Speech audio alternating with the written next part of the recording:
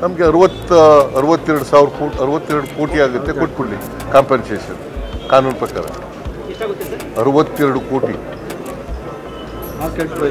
Market price. ಹೇಳ್ದಷ್ಟು ಕೇಳಯ್ಯ, ಸುಮ್ಮನೆ ನೀನು ಈಗ ಅಂತನೂ 62 ಕೋಟಿ ಬರೀ ಮೊದಲು.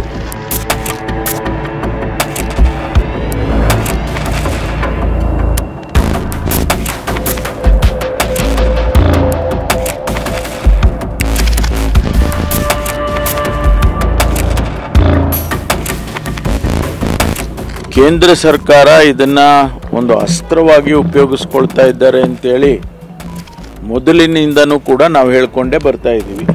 ಅವರ ಶ್ರೀಮತಿಯವರು ನಮ್ಮ ಯಜಮಾನರಿಗೆ ರಾಜಕೀಯದ ದುರುದ್ದೇಶದಿಂದ ಅವರಿಗೆ ತೊಂದರೆ ಮಾಡ್ತಾ ಇದ್ದಾರೆ.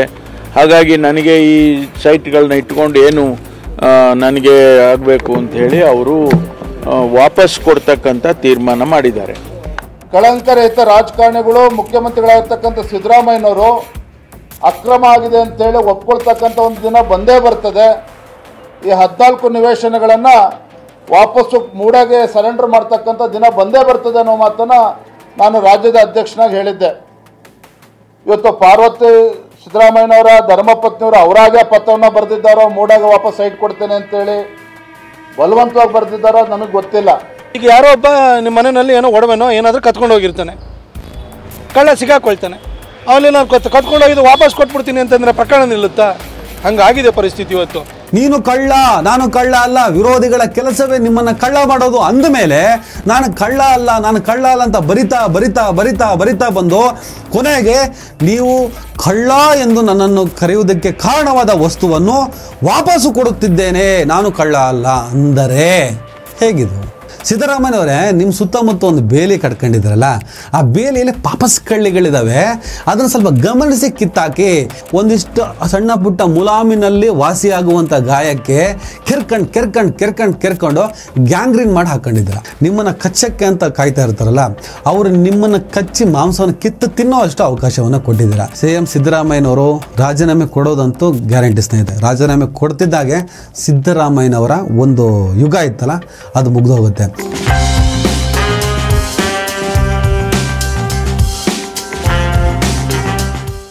ಹಲೋ, ಹಾಯ್, ನಮಸ್ಕಾರ ಸ್ನೇಹಿತರೆ.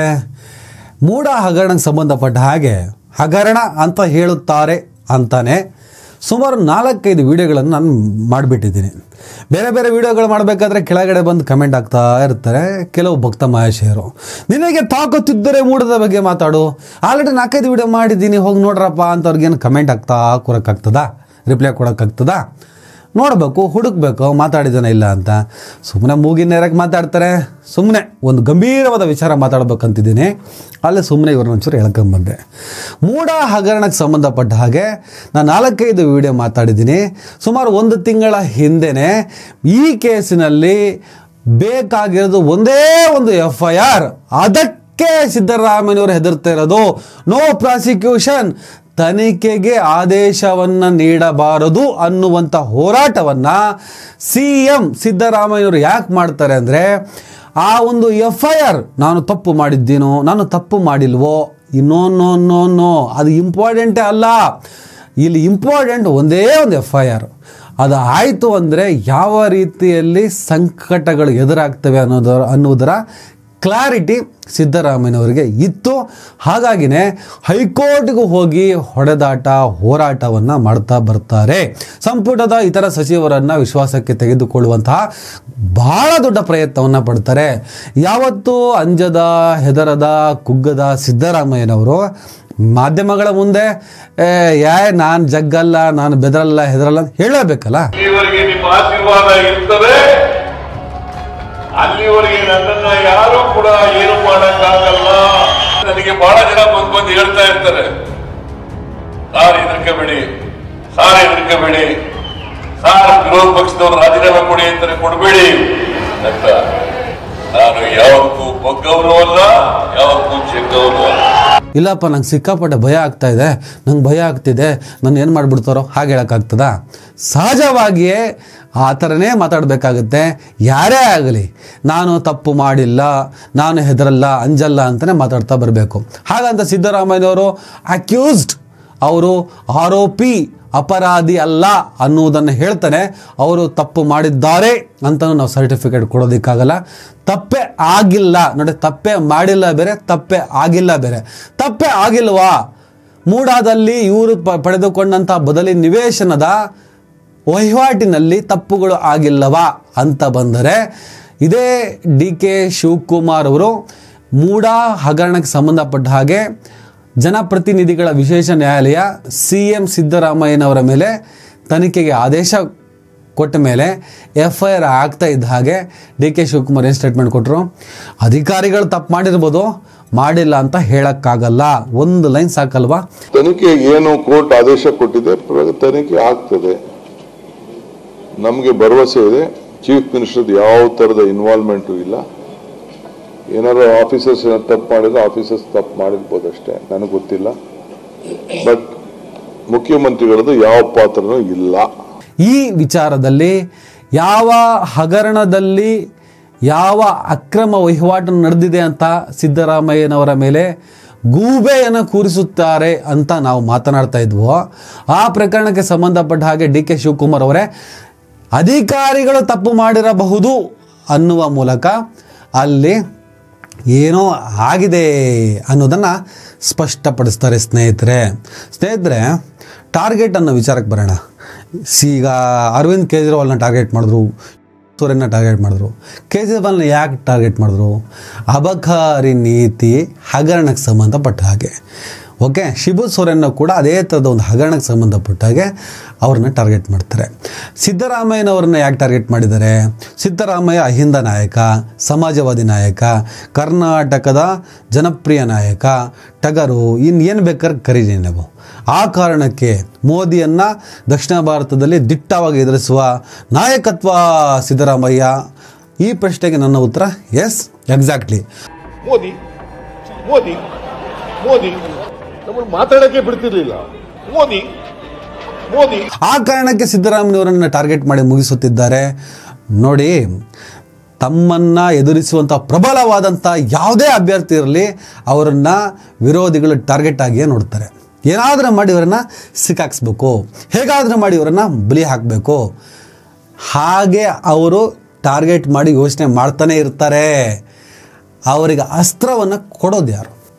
ನನ್ನನ್ನು ಈಗ ಟಾರ್ಗೆಟ್ ಮಾಡಬೇಕು ಅಂತ ಯೋಚನೆ ಮಾಡ್ತಾರೆ. ನಾನು ಏನೋ ಮಾಡದೇ ಇದ್ದರೆ, ನನ್ನಲ್ಲಿ ಯಾವುದೇ ಅಂಶಗಳು ನಿಮಗೆ ಕೈಗೆ ಸಿಗದೇ ಇದ್ದರೆ, ಮಾಣಿಕ್ ಸರ್ಕಾರ 25 ವರ್ಷ ತ್ರಿಪುರವನ್ನು ಆಳ್ತಾರೆ, ಆಟೋದಲ್ಲೇ ಓಡಾಡ್ತಿರ್ತಾರೆ 25ನೇ ವರ್ಷದಲ್ಲೂ.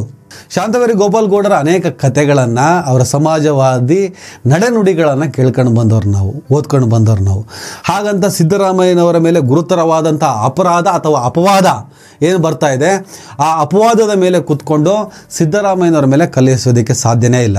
ಅಧಿಕಾರಿಗಳು ತಪ್ಪು ಮಾಡಿರಬಹುದು ಅನ್ನುವಂಥ DK ಶಿವಕುಮಾರ್ ಸ್ಟೇಟ್ಮೆಂಟ್ನಲ್ಲೇ ಅಲ್ಲೇನೋ ತಪ್ಪು ನಡೆದಿದೆ ಅನ್ನೋದು ಇರುವಾಗ ಆ ತಪ್ಪು ಸಿದ್ದರಾಮಯ್ಯನವರ ಗಮನಕ್ಕೆ ಬಂದಿರಲಿಲ್ಲವೇ? ನನ್ನ ಪ್ರಶ್ನೆ. ಸಿದ್ದರಾಮಯ್ಯನವರೇ ಟೇಬಲ್ ಹತ್ರ ಕೂತ್ಕೊಂಡು 4 ಜನ ಅಧಿಕಾರಿಗಳ ಜೊತೆ ಕೂತ್ಕೊಂಡು ಡೀಲ್ ಮಾಡಿದ್ದಾರೆ, ಮುಗಿಸಿದ್ದಾರೆ ಅಂತ ಹೇಳುವಷ್ಟು ಮೂರ್ಖ ನಾನಲ್ಲ. ಸಿದ್ದರಾಮಯ್ಯನವರ ಮೇಲೆ ಆ ಮಟ್ಟಿಗೆ ಈ ಕ್ಷಣಕ್ಕೂ ಕೂಡ ನಮಗೆ ನಂಬಿಕೆ ಇದೆ. 40 ವರ್ಷದ ಅವರ ರಾಜಕಾರಣದಲ್ಲಿ ಹೇಗೆ ನಡ್ಕೊಂಡು ಬಂದರು ಅನ್ನುವಂತಹ ಗ್ಯಾರಂಟಿಯಿಂದ ಈ ಮಾತನ್ನು ಹೇಳ್ತೀನಿ. ಆದರೆ ಅಧಿಕಾರಿಗಳು ತಪ್ಪು ಮಾಡಿರಬಹುದು, ಹಾಗಾದರೆ ಅವರು ಮಾಡಿದ ತಪ್ಪಾದರೂ ಏನು? ಆ ತಪ್ಪು ಸಿದ್ದರಾಮಯ್ಯನವರ ಗಮನಕ್ಕೆ ಬಾರದೆ ಇಷ್ಟೆಲ್ಲ ಆಗಿ ಹೋಯ್ತೆ. ಯಡಿಯೂರಪ್ಪನವರ ಸರ್ಕಾರ ಇದ್ದಾಗ, ಬೊಮ್ಮಾಯಿ ಸರ್ಕಾರ ಇದ್ದಾಗ ಇದು ಇಂಪ್ಲಿಮೆಂಟ್ ಆಯಿತು ಅಂದರೆ ಇಂಥ ಕಡೆನೇ ಕೊಡಿ ಅಂತ ಹೇಳಿದ್ನ. ತಪ್ಪು ಮಾಡಿರೋದು ಮೂಡ. ತಪ್ಪು ಮಾಡಿರೋರು ಯಾರು? ಯಾರು ತಪ್ಪು ಮಾಡಿರೋರು? ಯಾರಾಗ ಅಧಿಕಾರದಲ್ಲಿ ಇದ್ದವರು? 21ರಲ್ಲಿ ಯಾರಪ್ಪ ಅಧಿಕಾರದಲ್ಲಿ ಇದ್ದ? ಅಲ್ಲ, ಅದಾಯ್ತಪ್ಪ. ಇಲ್ಲಿ ಅಧಿಕಾರದಲ್ಲಿ ಇದ್ದವ್ರು ಯಾರು? ಅದನ್ನ ಹೇಳೋದೇ ಇಲ್ಲ ನೀನು. ಈ ಸ್ನೇಹದ ಸವಲತ್ತುಗಳ ಬಗ್ಗೆ, ಈ ಸ್ನೇಹದ ಸಂಪರ್ಕಗಳ ಬಗ್ಗೆ, ಈ ಸ್ನೇಹದ ಋಣ ತೀರಿಸುವ ಬಗ್ಗೆ ನಾವು ಒಂದಿಷ್ಟು ಮಾತನಾಡಬೇಕಾಗ್ತದೆ. BJP, JDS, ಕಾಂಗ್ರೆಸ್, ನೋ ಎಲ್ಲ ಸ್ನೇಹಿತರೆ. ಹಗಲಲ್ಲಿ ರಾಜಕೀಯ, ರಾತ್ರಿಯಲ್ಲಿ ಅದೇನೋ ಕಿಯಾ. ಅಲ್ವಾ? ಅದೇನು ಬೇಕಾಗಿರಲಿ, ಹಾಗೆ ಇರಲಿ. ಈಗ ವಿಚಾರಕ್ಕೆ ಬರೋಣ. ಸಿದ್ದರಾಮಯ್ಯನವರು ಈ ಪ್ರಕರಣಕ್ಕೆ ಸಂಬಂಧಪಟ್ಟ ಹಾಗೆ ನಾನು ಒಂದು ತಿಂಗಳಿಂದನೇ ಇಡಿ ಬರುತ್ತೆ ಅಂತ ಹಾಕಿದ್ದೆ. ಪಾಪ ಕೆಲವರು ಕಮೆಂಟ್ ಹಾಕಿದ್ರು, ಮತ್ತು ಹಲವು ಮಿತ್ರರು ಚರ್ಚೆ ಮಾಡಿದ್ರು. ಇಡಿ ಹೆಂಗಯ್ಯ ಬರ್ತದೆ, ಇದಕ್ಕೆ ಇಡಿ ಬರೋಕ್ಕೆ ಚಾನ್ಸೇ ಇಲ್ಲ, ಯಾವುದೇ ಕಾರಣಕ್ಕೆ ಇಡಿ ಬರಲ್ಲ, ಇಡಿ ಹೆಂಗೆ ಬರುತ್ತೋ, ಇದೇನೇನು ಫೈನಾನ್ಸ್ ಇದೆಯಾ? ನೋಡಿ ಸರ್, ಒಂದು FIR ಆಗಲಿ, ವೆಯ್ಟ್ ಮಾಡಿ, ಹೇಗೆ ಬೇಕಾದರೂ ಬರುತ್ತೆ, ಏನು ಬೇಕಾದರೂ ಆಗ್ತದೆ ಅಂತ ನಾನು ಹೇಳ್ತಾನೆ ಬಂದೆ. ಪಾಪ ಯಾರು ನಂಬಕ್ಕೆ ಹೋಗಿಲ್ಲ. ನೀವು ಈಗ ನನ್ನ ವ್ಯೂವರ್ಸಿಗೆ ಒಂದು ಚಾಲೆಂಜ್ ಮಾಡ್ತೀನಿ. ಸಿದ್ದರಾಮಯ್ಯನವರ ಮೇಲೆ ಇಡಿ ದಾಳಿ ಮಾಡುತ್ತೆ, ಇಡಿ ತನಿಖೆ ಮಾಡುತ್ತೆ, ಆ ಸಾಧ್ಯತೆ ಇದೆ ಅಂತ ನಾನು ನ್ಯೂಸ್ ಮಾಡೋದ್ನಲ್ಲ, CBIನೂ ತಂದಿದ್ದೀನಿ ಇಲ್ಲಿ. ಆ ಸಂದರ್ಭದಲ್ಲಿ ಬೇರೆ ಎಲ್ಲ ಚಾನಲ್ಗಳು, ಈವನ್ ಕರ್ನಾಟಕದ main stream media, YouTube influencer ಯಾರಾದರೂ ಆ ಥರ ವಿಡಿಯೋಗಳು ಮಾಡಿದ್ದಾರೆ ಅಂತ ನೋಡ್ಕೊಂಡು ಬನ್ನಿ. ಹಾಗೇನಾದರೂ ಮಾಡಿದ್ರೆ ನಾನು ವಿಡಿಯೋ ಮಾಡೋದನ್ನ ನಿಲ್ಲಿಸ್ಬಿಡ್ತೀನಿ. ನೀವು ನನಗೆ ಆ ಲಿಂಕ್ ಕಳಿಸ್ಬಿಟ್ರೆ. ಪ್ರಪ್ರಥಮವಾಗಿ ಕರ್ನಾಟಕ ರಾಜ್ಯದಲ್ಲಿ ಹೀಗೆ ಆಗುತ್ತೆ ಅಂತ ಹೇಳಿದವನೇ ನಾನು. ಹಾಗಂತ ನಾನು ನನ್ನ ಬೆನ್ನನ್ನು ತಡ್ಕೊಂಡು ನನ್ನ ತಲೆ ಮೇಲೆ ಒಂದು ಕಿರೀಟ ಹಾಕೊಂಡು ಕೂತ್ಕೊಳ್ಳಲ್ಲ, ಆ ಅಭ್ಯಾಸ ಕೂಡ ನನಗಿಲ್ಲ. ಆದರೆ ಅದನ್ನು ಹೇಳಬೇಕು ಅಂತ ನನಗೆ ಅನ್ನಿಸ್ತು. ಹೇಗೆ ನಾವು ಅನಾಲಿಸಿಸ್ ಮಾಡ್ತೀವಿ, ಹೇಗೆ ಒಂದು ಪ್ರಕರಣದ ಒಳಗಡೆ ಹೋಗ್ತೀವಿ, ಇದು ಕೇವಲ ರಾಜಕೀಯ ವಿಚಾರವಲ್ಲ. ನಾನು ಆಲ್ರೆಡಿ ಒಬ್ಬ ಕ್ರೈಮ್ ಪತ್ರಕರ್ತನಾಗಿ ಈ ಕಾನೂನು ಇದು ಎಲ್ಲಿ ಹೋಗ್ತದೆ, ಇವರ ವಿರುದ್ಧ ಇರೋರು ಯಾರು, ಅವ್ರು ಹೇಗೆ ಇವನ್ನೆಲ್ಲ ಎನ್ಕ್ಯಾಶ್ ಮಾಡ್ಕೊತಾರೆ ಅನ್ನೋದ್ರ ಬಗ್ಗೆ ಭಾಳ ದೊಡ್ಡ ಸ್ಪಷ್ಟತೆ ನನಗಿದೆ. ಸ್ನೇಹಿತರೆ, ಈ ಕೇಸ್ನಲ್ಲೀಗ ಇಡಿ ಎಂಟ್ರಿ ಆಗುವಂಥ ಸಾಧ್ಯತೆ ಬಹುತೇಕ ನಿಗ್ಗಿಯಾಗಿದೆ. ಅವ್ರು ಏನೇನು ದಾಖಲೆ ಮಾಡ್ಕೋಬೇಕು, ಇದೇ ಸ್ನೇಹಮಯಿ ಕೃಷ್ಣನ ದೂರ ಆಧರಿಸಿ ಅದನ್ನು ಮಾಡಿ ಆಗಿದೆ. ಅವ್ರು ಎಂಟ್ರಿ ಕೊಟ್ಟೇ ಕೊಡ್ತಾರೆ. ಬಟ್ ಈ ಕೇಸ್ನಲ್ಲಿ CBIನ ಬಲವಾಗಿ ತಳ್ಳುವಂಥ ಪ್ರಯತ್ನ ಆಗ್ತದೆ. ಬಟ್ ಈ ಸುಪ್ರೀಂ ಕೋರ್ಟ್ ಲೆವೆಲಲ್ಲಿ ಇವೆಲ್ಲ ಬಿದ್ದು ಹೋಗ್ತದೆ. ಈಗ ಇಡಿ ಕೂಡ ಇದಕ್ಕೆ ಬರಬಾರ್ದು ಅಂದರೆ ಹೈಕೋರ್ಟ್ನಲ್ಲಿ, ಸುಪ್ರೀಂ ಕೋರ್ಟ್ನಲ್ಲಿ ಹೊಡೆದಾಟವನ್ನು ಸಿದ್ದರಾಮಯ್ಯನವ್ರು ಮಾಡಲೇಬೇಕಾಗತ್ತೆ. ಒಬ್ಬ ಮುಖ್ಯಮಂತ್ರಿ ಪದವಿಯಲ್ಲಿ ಕೂತ್ಕೊಂಡು ಇಷ್ಟನ್ನೆಲ್ಲ ಮಾಡಬೇಕು ಅಂದರೆ ಭಾಳ ಸಂಕಟ ಆಗ್ತದೆ. ಹಾಗಾಗಿನೇ ಮುಖ್ಯಮಂತ್ರಿ ಬದಲಾವಣೆಯ ಸಾಧ್ಯತೆ ನಿಚ್ಚಳವಾಗಿದೆ ಸ್ನೇಹಿತರೆ. ಇದರ ಜೊತೆಗೆ ವಾಲ್ಮೀಕಿ ನಿಗಮದ ಹಗರಣ, ಒಂದು ಸುಸೈಡ್ ಆಗಿರೋದು, ನಾಗೇಂದ್ರ ಮಿನಿಸ್ಟರ್ ಆದಂಥ ನಾಗೇಂದ್ರನ ರಾಜೀನಾಮೆ, ಅದರ ಜೊತೆಗೆ ಸಿದ್ದರಾಮಯ್ಯನವರ ಸರ್ಕಾರದಲ್ಲಿ ಈ ಘಟನೆ ನಡೆದಿರೋದ್ರಿಂದ ವಾಲ್ಮೀಕಿ ನಿಗಮ ಹಗರಣಕ್ಕೆ ಸಂಬಂಧಪಟ್ಟ ಹಾಗೆ CBI ಎಂಟ್ರಿ ಆಗೋದು ಬಹುತೇಕ ಖಚಿತ. ಆ ಕೇಸಿನಲ್ಲಿ ಮುಖ್ಯಮಂತ್ರಿ ಆದಂಥ ಸಿದ್ದರಾಮಯ್ಯನವರ ಮೇಲೂ ಕೂಡ ಪ್ರಕರಣ ದಾಖಲಾಗಬಹುದು. ಸಿದ್ದರಾಮಯ್ಯನವರು ತುಂಬ ಸಂಕಷ್ಟದ ಸ್ಥಿತಿಯಲ್ಲಿ ಇದ್ದಾರೆ, ಅದರಲ್ಲಿ ಯಾವುದೇ ರೀತಿಯ ಅನುಮಾನಗಳು ಬೇಡ. ಭಾಳ ಸಂಕಷ್ಟದ ಪರಿಸ್ಥಿತಿಯಲ್ಲಿದ್ದಾರೆ. ಅವರ 40 ವರ್ಷದ ರಾಜಕೀಯದ ಜೀವನದಲ್ಲಿ 40 ವರ್ಷ ಅವರ ರಾಜಕೀಯ ಹೆಂಗೆ ಮಾಡ್ಕೊಬಂದರು, ಅವರ ರಾಜಕೀಯ ಜೀವನದ ಕಡೆಯ ದಿನಗಳಲ್ಲಿ ಸಂಕಟಕ್ಕೆ ಬೀಳ್ತಾ ಇರೋದು ಎಲ್ಲೋ ಒಂದು ದೇವರಾಜ್ ಅರಸು ಅವರ ಶೇಡನ್ನು ಇಟ್ಟುಕೊಂಡು ರಾಜಕಾರಣವನ್ನು ಮಾಡ್ಕೊಂಡು ಬಂದಂಥ ಸಿದ್ದರಾಮಯ್ಯನವರು ಮತ್ತೊಬ್ಬ ದೇವರಾಜ್ ಅರಸು ಅಂತ ಕರೆಸಿಕೊಳ್ಳುವ ಸ್ಥಾನದಿಂದ ವಂಚಿತರಾಗೋದು ಬಹುತೇಕ ಖಚಿತ ಆಗಿದೆ ಸ್ನೇಹಿತರೆ. ಯಾಕಂದರೆ ಪಿತೂರಿ ನಡೀತಾ ಇದೆಯಾ, ಬಹುಶಃ ನಡೀತಾ ಇರಬಹುದು. ಆದರೆ ಆ ಪಿತೂರಿ ನಡೆಯೋದಕ್ಕೆ ಅವಕಾಶ ಕೊಟ್ಟಿದ್ದು ಯಾಕೆ, ನನ್ನ ಗಮನಕ್ಕೆ ಬರದೆ ಹಾಗಾಯಿತು. ಈಗ ನೋಡಿ, ಪತ್ನಿ ಪಾರ್ವತಿಯವರು ಒಂದು ಪತ್ರ ಬರೆದಿದ್ದಾರೆ, 14 ನಿವೇಶನಗಳನ್ನು ವಾಪಸ್ ತಗೊಳ್ಳಿ, ಮೂಡಕ್ಕೆ ಪತ್ರ ಬರೆದಿದ್ದಾರೆ. ನನಗೆ ನೀವೇನು ಕೊಟ್ಟಿದ್ದೀರಾ, ಏನು 3.5 ಎಕರೆ 3 ಎಕರೆ 16 ಗಂಟೆ ಜಮೀನಿಗೆ ಬದಲಾಗಿ ಮೈಸೂರಿನ ವಿಜಯನಗರದಲ್ಲಿ ಏನೋ ಜಾಗ ಕೊಟ್ಟಿದ್ದೀರಾ, 14 ನಿವೇಶನ ಕೊಟ್ಟಿದ್ದೀರಾ, ಅದನ್ನು ವಾಪಸ್ ನಾನು ಕೊಡ್ತಾ ಇದ್ದೀನಿ. ನನಗೆ ಬಂದಂಥ ಪರಿಹಾರ, ಕುಂಕುಮಕ್ಕೋಸ್ಕರ ಬಂದಂಥ ಒಂದು ಅಣ್ಣ ಕೊಟ್ಟಂಥ ಜಾಗಕ್ಕೆ ಬಂದಂಥ ಬದಲಿ ಪರಿಹಾರ ನನ್ನ ಯಜಮಾನರಾದ ಕರ್ನಾಟಕ ರಾಜ್ಯದ ಮುಖ್ಯಮಂತ್ರಿಗಳಾದ ಸಿದ್ದರಾಮಯ್ಯನವರಿಗೆ ಈ ರೀತಿಯಲ್ಲಿ ಸಂಕಷ್ಟವನ್ನು ತಂದೊಡ್ಡುತ್ತೆ, ಈ ರೀತಿಯಲ್ಲಿ ಅವಮಾನ ಆಗುತ್ತೆ, ಅವ್ರಿಗೆ ತುಂಬ ಬೇಸರ ಮಾಡ್ತಿದೆ ಅಂದರೆ ನಂಗೆ ಆ ಜಾಗನೇ ಬೇಡ, ನನ್ನ ತೃಣಕ್ಕೆ ಸಮಾನ ಅಂತ ಒಂದು ಪತ್ರವನ್ನು ಅವ್ರು ಬರೆದಿದ್ದಾರೆ. ಅದಕ್ಕೆ ಸಿದ್ದರಾಮಯ್ಯನವರು ಕೂಡ ನನ್ನ ಪತ್ನಿ ನಿವೇಶನ ವಾಪಸ್ ಕೊಟ್ಟಿದ್ದಾರೆ. ಆ ವಿಚಾರವೇ ನನಗೆ ಗೊತ್ತಿಲ್ಲ, ನನಗಾದ ಅವಮಾನ, ನನಗಾಗ್ತಿರುವಂಥ ಅಗೌರವದಿಂದ ನೊಂದು ಈ ಕೆಲಸ ಮಾಡಿದ್ದಾಳೆ ಅಂತ ಹೇಳ್ತಾರೆ. ಎರಡನ್ನೂ ನಂಬೋದು. ಬಟ್ ನಾನು ಇಲ್ಲಿ ಏನು ಹೇಳ್ತಾ ಇದ್ದೀನಿ ಅಂದರೆ, ಸಿದ್ದರಾಮಯ್ಯ, ನಾವು ನೋಡಿಕೊಂಡು ಬಂದ ಸಿದ್ದರಾಮಯ್ಯ ಏನು, ಖುದ್ದು ಹೆಂಡತಿ ಪಾರ್ವತಿಯವರು ಇಷ್ಟೊಂದು ದೊಡ್ಡ ಪ್ರಕರಣದ ಇಡಿ ಎಂಟ್ರಿ ಆದ, ಕೇಂದ್ರ ಸರ್ಕಾರ ಪ್ರವೇಶ ಮಾಡುತ್ತಿರುವ, BJP ಟಾರ್ಗೆಟ್ ಮಾಡುತ್ತಿರುವ, JDS ಅವಕಾಶವನ್ನು ಸದುಪಯೋಗಪಡಿಸಿಕೊಳ್ಳುತ್ತಿರುವ ಇಂಥ ಬಹಳ ದೊಡ್ಡ ಪ್ರಕರಣ, ಸಿದ್ದರಾಮಯ್ಯನವರನ್ನೇ ಹಳೆಯುವಂಥ ಪ್ರಕರಣಕ್ಕೆ ಕಾರಣವಾದಂಥ ಆ 14 ಸೈಟ್ಗಳನ್ನು ಅವರ ಪತ್ನಿ ಮೂಡಕ್ಕೆ ವಾಪಸ್ ತಗೊಳ್ಳಿ ಅಂತ ಲೆಟ್ರ್ ಬರೆದಿದ್ದು ಇವ್ರಿಗೆ ಗೊತ್ತೇ ಇಲ್ಲ ಅನ್ನೋದಿದೆಯಲ್ಲ, ಅದನ್ನು ನಂಬೇಕಾ? ಆಯ್ತು, ಸಿದ್ದರಾಮಯ್ಯನ ಅಭಿಮಾನಿಗಳು ನೀವು ನಂಬಿ ಅಂದರೆ ನಾನು ನಂಬ್ತೀನಪ್ಪ, ಪತ್ರಕರ್ತನಾಗಿ ನಾನು ನಂಬಕ್ಕೆ ಹೋಗಲ್ಲ. ನಾವು ನೋಡಿ ಸಿದ್ದರಾಮಯ್ಯ ಬೇರೆ, ನಾವು ನೋಡಿದ ಜನನಾಯಕ ಸಿದ್ದರಾಮಯ್ಯನವರೇ ಬೇರೆ. ಸಿದ್ದರಾಮಯ್ಯನವ್ರ ಬಗ್ಗೆ ಭಾಳ ದೊಡ್ಡ ಪ್ರೀತಿ ಗೌರವವನ್ನು ಇಟ್ಕೊಂಡು ನಾನು ಹಾಗಂತ ಈಗಿಲ್ಲ ಅಂತ ನಾನು ಹೇಳ್ತಾ ಇಲ್ಲ, ಈಗಲೂ ಇದೆ. ಆದರೆ ಈ ಎಂಥ ಸಣ್ಣ ಪುಟ್ಟ ನೌಟಂಕಿಗಳು ನೋಡ್ತಿದ್ದಾಗ ಏನಪ್ಪ ಇದು, ಒಂದಿಷ್ಟು ಜನ ಅದನ್ನೇ ಶೇರ್ ಮಾಡ್ಕೊಂಡು ಪಾಪ ಸಿದ್ದರಾಮಯ್ಯನಿಗೆ ಗೊತ್ತಿಲ್ಲ ಎಂಥ ಮಹಾ ತ್ಯಾಗಮಯಿ ಅಂತೆಲ್ಲ ಮಾತಾಡ್ತಿದ್ದೀರಾ, ಬರಿತಾ ಇದ್ದೀರಾ. ಇದ್ರಲ್ಲಿ ತ್ಯಾಗ ಇಲ್ಲ, ಇದರಲ್ಲಿ ತ್ಯಾಗ ಬಂದಿಲ್ಲ. ಇಲ್ಲಿ ಕುಂಬಳಕಾಯಿ ಕಳ್ಳನ ಕಾನ್ಸೆಪ್ಟ್ ಬರ್ತಾ ಇದೆ. ಯಾಕೆ ಅರ್ಥ ಆಗ್ತಾ ಇಲ್ಲ ನಿಮಗೆ? ನೀವು ಕಳ್ಳ ಅಂತ ಹೇಳಿರ್ತಾರೆ, ನಾನು ಕಳ್ಳ ಅಲ್ಲ, ನೀನು ಕಳ್ಳ, ನಾನು ಕಳ್ಳ ಅಲ್ಲ. ವಿರೋಧಿಗಳ ಕೆಲಸವೇ ನಿಮ್ಮನ್ನು ಕಳ್ಳ ಮಾಡೋದು. ಅಂದಮೇಲೆ ನಾನು ಕಳ್ಳ ಅಲ್ಲ, ನಾನು ಕಳ್ಳ ಅಲ್ಲ ಅಂತ ಬರಿತಾ ಬರಿತಾ ಬರಿತಾ ಬರಿತಾ ಬಂದು ಕೊನೆಗೆ ನೀವು ಕಳ್ಳ ಎಂದು ನನ್ನನ್ನು ಕರೆಯುವುದಕ್ಕೆ ಕಾರಣವಾದ ವಸ್ತುವನ್ನು ವಾಪಸ್ಸು ಕೊಡುತ್ತಿದ್ದೇನೆ, ನಾನು ಕಳ್ಳ ಅಲ್ಲ ಅಂದರೆ ಹೇಗಿದು? ಸರಿನಾ ಇದು? ಇದು ಯಾವ ಪಾಲಿಟಿಕ್ಸು? ಯಾವ ಥರ ಇನ್ನೂ ಸಮರ್ಥನೆ ಮಾಡ್ಕೊಂಡು ಹೋಗೋದು ನಾವು ಇದನ್ನು? ಎಲ್ಲಿವರೆಗೆ ತಗೊಂಡು ಹೋಗೋಣ? ಅದಕ್ಕೆ ನಾನು ಬೆಳಗ್ಗೆ ಒಂದು ಆರ್ಟಿಕಲ್ ಬರೆದಿದ್ದೆ. ಸಿದ್ದರಾಮಯ್ಯನವರೇ, ನಿಮ್ಮ ಸುತ್ತಮುತ್ತ ಒಂದು ಬೇಲಿ ಕಟ್ಕೊಂಡಿದ್ರಲ್ಲ, ಆ ಬೇಲಿಯಲ್ಲಿ ಪಾಪಸ್ ಕಳ್ಳಿಗಳಿದ್ದಾವೆ, ಅದನ್ನು ಸ್ವಲ್ಪ ಗಮನಿಸಿ ಕಿತ್ತಾಕಿ. ನಿಮಗೆ ಗೊತ್ತಿಲ್ಲದ ಹಾಗೆ ನಿಮ್ಮನ್ನು ಚಕ್ರವ್ಯೂಹದೊಳಗಡೆ ತಳ್ಳಿ ಅಲ್ಲಿಂದ ಹೊರಬರಲಾಗದಂತೆ ನಿಮ್ಮನ್ನು ಅಭಿಮನ್ಯೂ ಆಗಿ ಇಟ್ಟಿದ್ದಾರೆ. ಅದಕ್ಕೆ ಹೊರಗಿನ ಬಾಹ್ಯ ಶಕ್ತಿಗಳು ಬೇಕಾಗಿಲ್ಲ, ಒಳಗಿನ ಕ್ಷುದ್ರ ಶಕ್ತಿಗಳು ಸಾಕು ಅಂತ ಬರೆದಿದ್ದೀನಿ ನಾನು. ಈ ಆ್ಯಂಗಲ್ನಲ್ಲಿ ಬರೆದಿದ್ದೀನಿ ನಾನು. ಸಿದ್ದರಾಮಯ್ಯನವರ ಸ್ವಂತ ಶಕ್ತಿಯಿಂದ ಆಲೋಚನೆ ಮಾಡಿದ್ರೆ ಮೂಢ ಅಂತ ಏನೂ ಅಲ್ಲದ ಒಂದಿಷ್ಟು ಏನೋ ಇರುವಂತಹ ಒಂದು ಪ್ರಕರಣ ಈಸಿಯಾಗಿ ಮುಗಿಸಬಹುದಾದಂಥ ಪ್ರಕರಣ, ಸಣ್ಣದಾದಂಥ ಗಾಯ, ಒಂದಿಷ್ಟು ಸಣ್ಣ ಪುಟ್ಟ ಮುಲಾಮಿನಲ್ಲಿ ವಾಸಿಯಾಗುವಂಥ ಗಾಯಕ್ಕೆ ಕೆರ್ಕೊಂಡು ಗ್ಯಾಂಗ್ರೀನ್ ಮಾಡಿ ಹಾಕೊಂಡಿದ್ರ.